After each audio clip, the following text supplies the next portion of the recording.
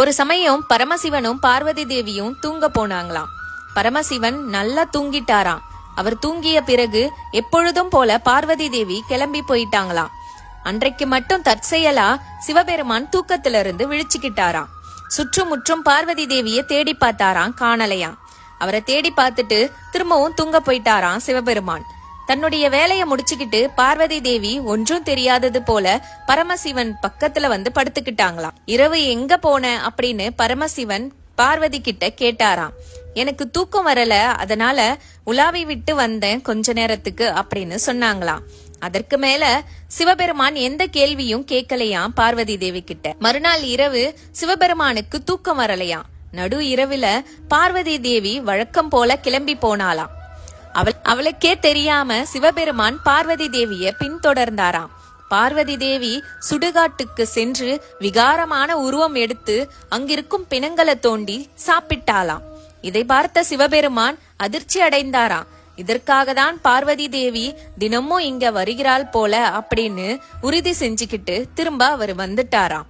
பார்வதி தேவியின் இந்த செயலுக்கு முற்றுப்புள்ளி வைக்க நினைச்ச சிவபெருமான் ஒரு திட்டம் போட்டாராம். பார்வதி தேவி செல்லும் சுடுகாட்டு வழியில அகலமாவும் ஆழமாவும் ஒரு குழிய தோண்டினாராம். அதன் மீது தழைகளை போட்டு மூடிவிட்டு வந்துட்டாராம். அன்றைய தினமும் நள்ளிரவு வந்ததும் பார்வதி தேவி சுடுகாட்டுக்கு புறப்பட்டாளாம். சிவபெருமானும் பார்வதி தேவிய பின்தொடர்ந்தாராம். மிகவும் ஆர்வமா சென்ற பார்வதி தேவி அங்கிருந்த குழியில விழுந்துட்டாளாம். பின்னாடியே சிவபெருமான் வந்து நிற்பதை பார்த்து அதிர்ச்சி அடைஞ்சு அவர்கிட்ட மன்னிப்பும் கேட்டாளாம் பார்வதி. அதற்கு சிவபெருமான், உன்னை என்னால அப்படியே ஏற்றுக்கொள்ள முடியாது, உன்னில் இருக்கும் ராட்சச குணத்தை விட்டுட்டு வந்தா மட்டுமே உன்னை நான் ஏத்துப்பேன் அப்படின்னு சொல்லிட்டாராம். அப்படியே செய்கிறேன், இந்த குழியிலேயே இந்த ராட்சச குணத்தை விட்டுட்டு வந்துடுறேன், என்ன வணங்குபவர்களுக்கு நான் எப்பவும் நல்லதே செய்வேன் அப்படின்னு பார்வதி தேவி குழியிலிருந்து எழுந்து வெளியே வந்தாங்களாம். அந்த குழிய மூடினாராம் சிவபெருமான். இன்றும் புதையுண்ட பார்வதி தேவியின் சக்தி பூமிக்கடியில உள்ளதா நம்பிக்கை.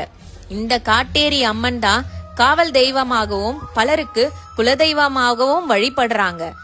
காட்டேரி அம்மன் தான் பார்வதி தேவியின் வடிவமா கருதப்படுது. இந்த காட்டேரி அம்மன் நகரத்தின் காவல் தெய்வமாகவும் இருக்கா. இதுதான் காட்டேரி அம்மன் உருவான